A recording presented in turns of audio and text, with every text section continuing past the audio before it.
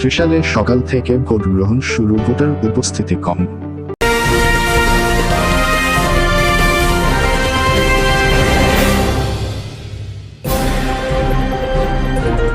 আসসালামু আলাইকুম। IHB সংবাদে আপনাদের স্বাগতম। ষষ্ঠ উপজেলা পরিষদ নির্বাচনে তৃতীয় ধাপে ময়মনসিংহের ত্রিশাল উপজেলা পরিষদের ভোট গ্রহণ শুরু হয়েছে। কঠোর নিরাপত্তা ও শান্তিপূর্ণ পরিবেশে আজ বুধবার 29 মে সকাল 8টায় ভোট গ্রহণ শুরু হয়ে বিকেল 4টা পর্যন্ত ভোটাররা তাদের ভোট প্রয়োগ করবেন।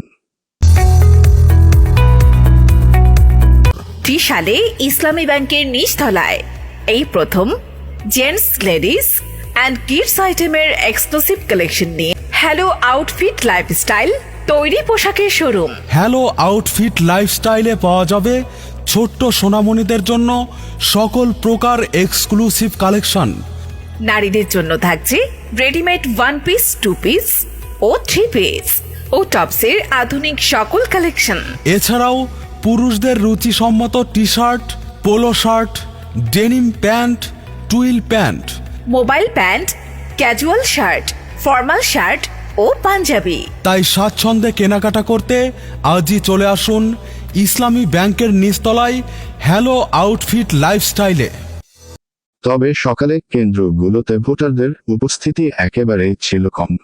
বেলা বাড়ার সাথে সাথে ভোটারদের উপস্থিতি আরও বাড়তে পারে বলে আশা করছেন নিজ নিজ প্রার্থীর নেতাকর্মীরা। একটি পৌরসভা ও 12টি ইউনিয়ন নিয়ে এই নির্বাচনী এলাকায় নারী ও পুরুষ মিলে 3,80,320 জন ভোটার রয়েছে। 120টি কেন্দ্রে ভোট নেওয়া হচ্ছে। চেয়ারম্যান পদে 5 জন প্রার্থী প্রতিদ্বন্দ্বিতা করছেন।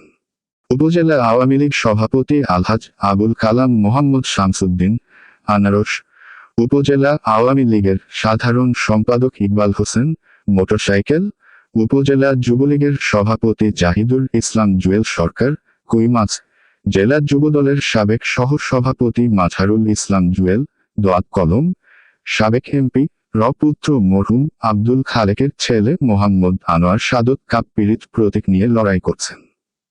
এছাড়াও 4 জন প্রার্থী ভাইস চেয়ারম্যান পদে এবং 3 জন প্রার্থী মহিলা ভাইস চেয়ারম্যান পদে প্রতিদ্বন্দ্বিতা করছেন।